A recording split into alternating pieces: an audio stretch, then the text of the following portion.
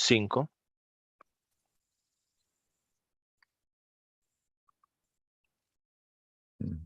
¿Cómo están? Me da mucho gusto saludarlos. Esto sucedió un viernes como este, pero hace 23 años. El aniversario se cumple mañana. El teléfono sonó un poco antes de las 6 y al otro lado de la línea estaba mi amigo Humberto Huertas con la voz quebrada por el llanto. Mataron a Garzón, me dijo. Nunca lo había llamado por el apellido, por eso demoré unos segundos en entender lo que Humberto me estaba diciendo. Había visto a Jaime 2 días antes. Nos encontramos por casualidad en el Cafecito, uno de los restaurantes satélites del patio, su lugar favorito.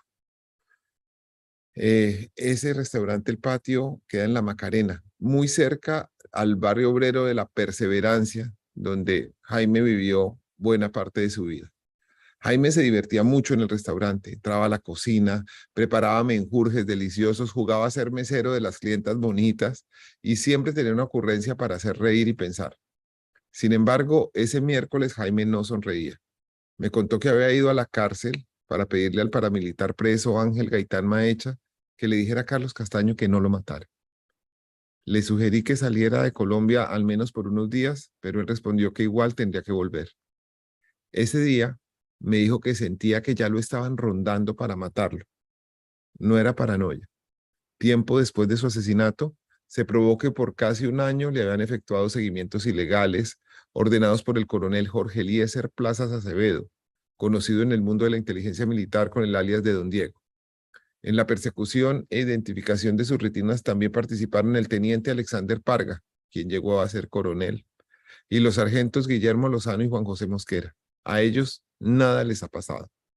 La información detallada de los movimientos de Jaime fue entregada al cabecilla paramilitar Carlos Castaño por José Miguel Narváez, años después subdirector del DAS en el gobierno Uribe. Castaño admitió que dio la orden de matarlo, pero nunca dijo con quién la consultó. La identidad de los miembros de la llamada Junta Directiva del Paramilitarismo, de los 12 que componen ese organismo criminal, sigue siendo un secreto.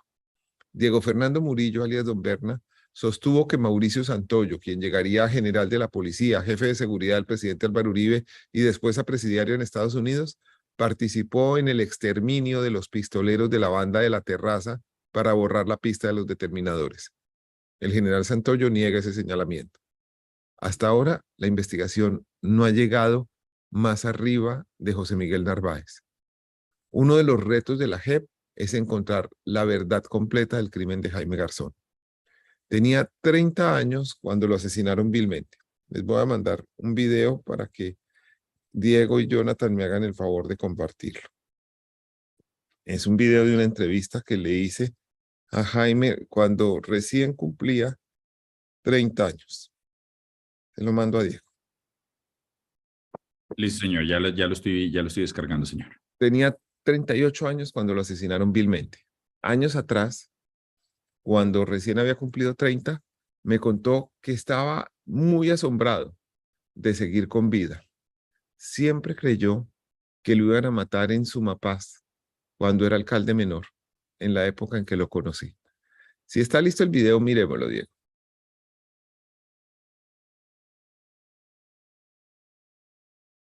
Bueno,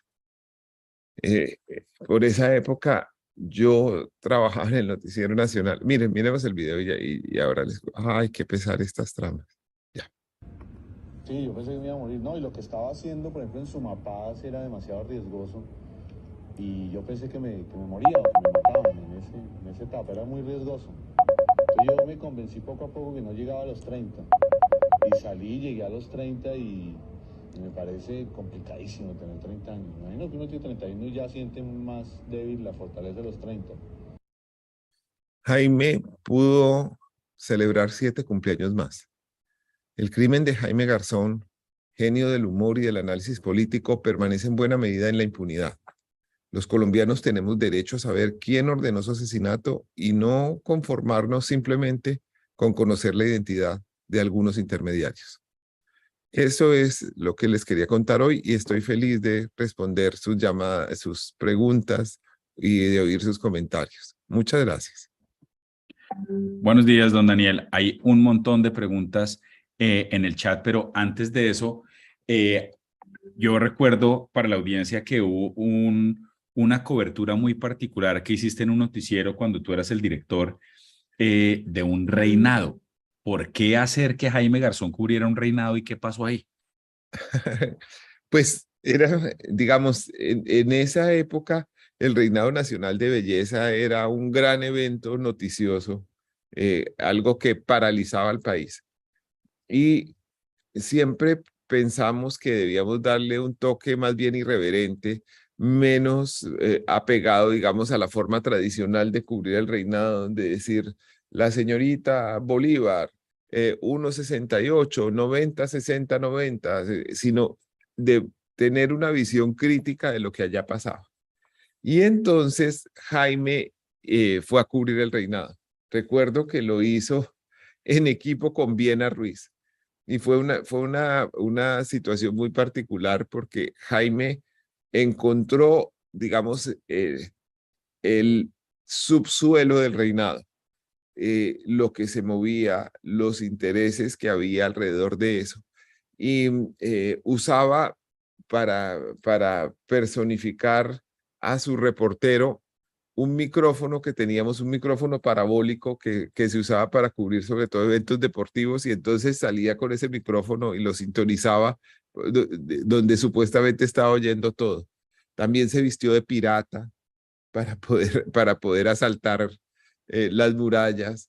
Hizo recorridos en un carro convertible como si fuera un Playboy en medio del reinado. En fin, fue un reinado muy divertido que la gente siguió y reconoció mucho.